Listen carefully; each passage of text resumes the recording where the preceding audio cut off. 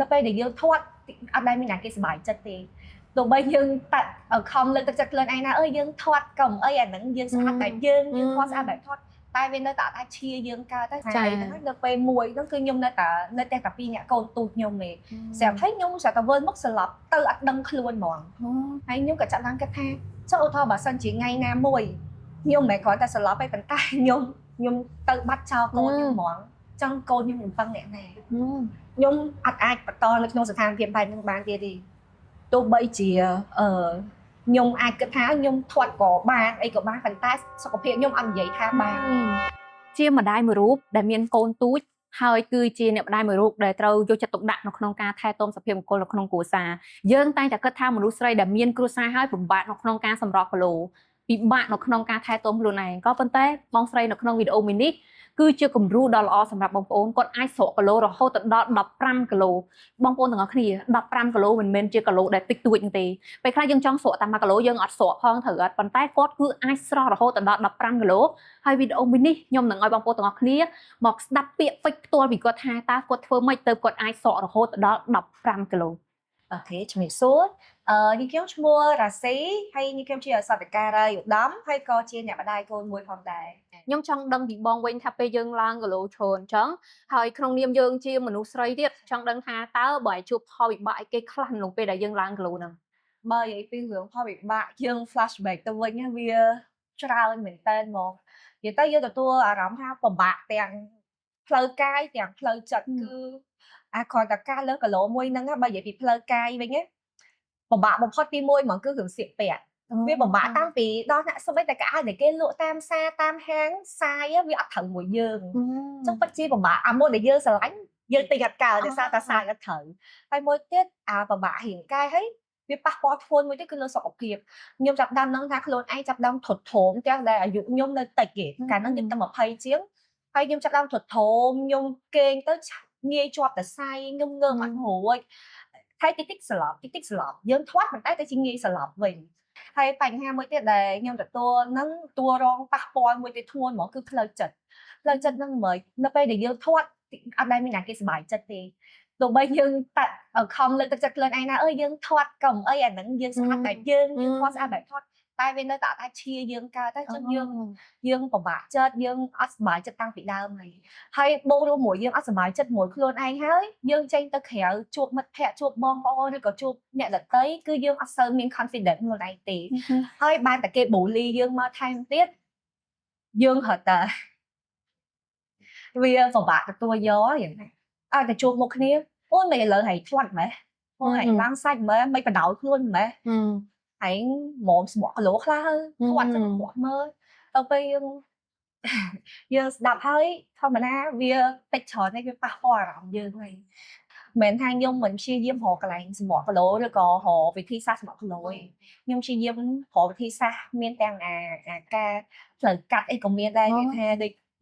លើសូគេថាផលិតផលហ្នឹងញ៉ាំទៅស្រកអីចឹងកាហ្វេក៏អីខ្ញុំមិនចង់ mention ទេគាត់ថាខ្ញុំស្លប់សាកតែវាអត់បានផលទេហើយពេលខ្លះវាធ្វើឲ្យសុខភាពខ្ញុំវាកាន់តែពិបាកជាងមុនទៀតតើនៅពេលណាដែលបងតាំងចិត្តថាចង់ស្រកគីឡូពិតប្រាកដហើយរុញខ្លួនឯងឡើងរហូតដល់បានស្រក15គីឡូហ្នឹងបើនិយាយពីតរំតែខ្ញុំដាច់ចិត្តថាខ្ញុំមកសម្រក់គីឡូឡើងវិញហើយខ្ញុំត្រូវតែធ្វើឲ្យបានហ្នឹងការជំរុញហ្នឹងគឺសុខភាពខ្លួនឯងហ្នឹងហើយនៅពេលខ្ញុំមិនប្រាប់ថាខ្ញុំអាសាស្លាប់អាសាអីហ្នឹងនៅពេលមួយហ្នឹងគឺខ្ញុំនៅតែពីអ្នកកូនទូចខ្ញុំទេស្រាប់ហើយខ្ញុំស្រាប់តែវិលមកស្លាប់ទៅអត់ដឹងខ្លួនហ្មងហើយកូនហើយខ្ញុំអត់ដឹងទេដល់តែខ្ញុំប្រហែលជាមួយសន្ទុះខ្ញុំតោះតែខ្ញុំដឹងខ្លួនឡើងមកខ្ញុំឃើញកូនខ្ញុំកំពុងតាំងរុញម៉ា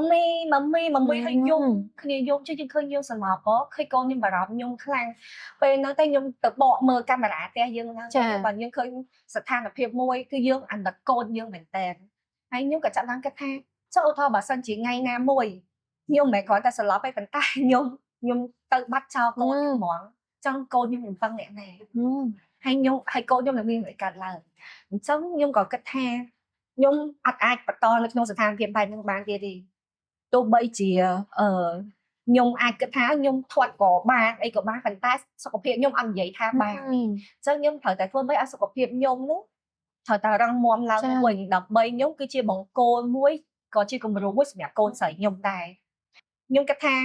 កតាដែលខ្ញុំអាចស្រកបានច្រើននេះគឺដោយសារតែខ្ញុំប្រើកន្លែងត្រូវខ្ញុំធ្លាប់ទៅកន្លែងក្លឹបហាត់ប្រាណផ្សេងឬក៏អីផ្សេងដែលលក្ខណៈផ្សេងពីទីនេះអ្វីដែលខ្ញុំអត់ទទួលយកបានហ្មងគឺបរិយាកាសដែលអ្នកទៅ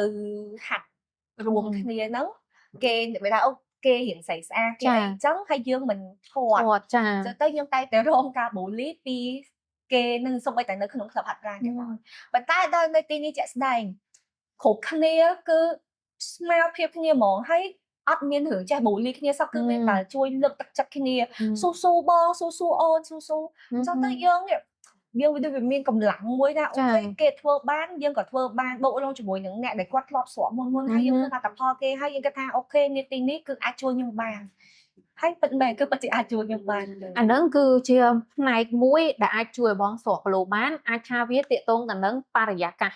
បរិយាកាសមនុស្សនៅជុំវិញខ្លួនរបស់យើងមានការលើកទឹកចិត្តពីពួកគាត់ធ្វើឲ្យយើងមានកម្លាំងចិត្តនៅក្នុងការសម្រេចគីឡូចុះពីខ្លួនបងផ្ទាល់វិញ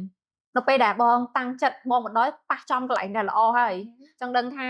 ក្រៅតែពីការជួយពីពួកគាត់ចុះយើងខ្លួនឯងវិញយើងតាំងចិត្តបែបម៉េចហើយសកម្មភាពរស់នៅបងប្រចាំថ្ងៃបងរស់នៅបែបម៉េចផ្លាស់ប្ដូរទម្លាប់បែបម៉េចទៅបងអាចស្រកគីឡូហើយរហូតដល់15គីឡូហ្នឹងគ្រូបង្វឹកដែលណែនាំខ្ញុំគាត់ណែនាំយើង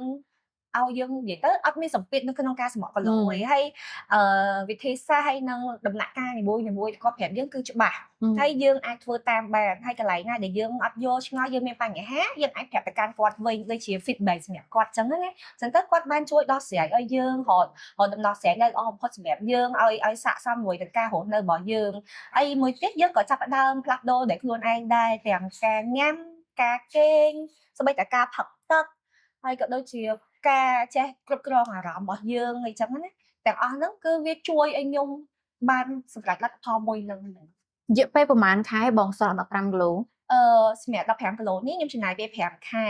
តែ3ខែដំបូងខ្ញុំស្រក11គីឡូអូ11គីឡូចាអញ្ចឹងពេលខែបន្ទាប់ទៀតស្រកតទៀតរហូតដល់15គីឡូចាវ៉ាវច្រើនខ្លាំងមែនទែនគឺជា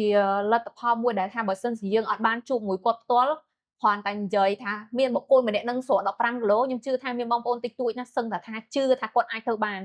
សំខាន់គាត់គឺជាម៉ាមីជាស្ត្រីដែលគាត់មានបុត្រហើយដែលយើងតែងតែនិយាយថាមនុស្សស្រីដែលមានគ្រួសារហើយមានកូនហើយពិបាកនៅក្នុងការសម្រក់គីឡូមានចំណងច្រើន like ខ្វាយខ្វល់កូនផងសុភមង្គលគ្រួសារផងអត់សូវមានពេលនៅក្នុងការសម្រក់គីឡូឬក៏គិតគូរពីសុខភាពរបស់ខ្លួនឯងប៉ុន្តែបងស្រីនៅចិត្តខ្ញុំនេះគឺជាគំរូសម្រាប់បងប្អូនត្រឡប់ទៅវិញបើសិនជាឲ្យបងនិយាយពីមួយម៉ាត់កាន់ខ្លួនឯងមិនគិតថាពាក្យណាដែលបងចង់និយាយទៅកាន់ខ្លួនឯងបន្ទាប់ពីបងស្រក់គីឡូបានជោគជ័យមួយម៉ាត់ដែលខ្ញុំចង់និយាយហ្មងគឺខ្ញុំអរគុណខ្លួនឯងដែលសម្រេចចិត្តមកសម្រក់គីឡូពីព្រោះបើសិនជាថ្ងៃមួយនោះដែលខ្ញុំអត់បានសម្រេចចិត្តមកសម្រក់គីឡូទេប្រហែលជាពេលនេះរាងកាយហើយនិងសុខភាពទាំងផ្លូវកាយផ្លូវចិត្តខ្ញុំអត់បានដូចបែបនេះទេហើយមួយទៀតក៏ខ្ញុំសូមអរគុណដល់ក្លឹបហាត់ប្រាណ Go Fit ក៏ដូចជាគ្រូបង្វឹករបស់ខ្ញុំដែលបានជួយសូនខ្ញុំឡើងវិញឲ្យបានមានថ្ងៃនេះខ្ញុំចង់ដឹងថាក្រោយពេលដែលបងស្រកគីឡូបាន15គីឡូហើយចង់ដឹងថាបងទទួលបានអីគេក្រោយពីការសម្រក់គីឡូហ្នឹងអូខេបើលទ្ធផលដែលក្រោយពីខ្ញុំសម្រេចចិត្តមកស្រកគីឡូបាន15គីឡូជោគជ័យនេះហើយទី1គឺរូបរាងខ្ញុំទទួលបានរូបរាងមួយដែលសមសួនជាងមុនដែលធ្វើឲ្យខ្ញុំមានការងាយស្រួលក្នុងការស្លៀកពាក់ហើយខ្ញុំអាចស្លៀកពាក់ម៉ូដសម្លៀកពាក់ដែលខ្ញុំចង់ស្លៀកហើយដែលពីមុនខ្ញុំអាចស្លៀកបានចាហើយមួយទៀតនោះគឺសុខភាពខ្ញុំគឺប្រែមកល្អច្រើនមែនតែនហ្មង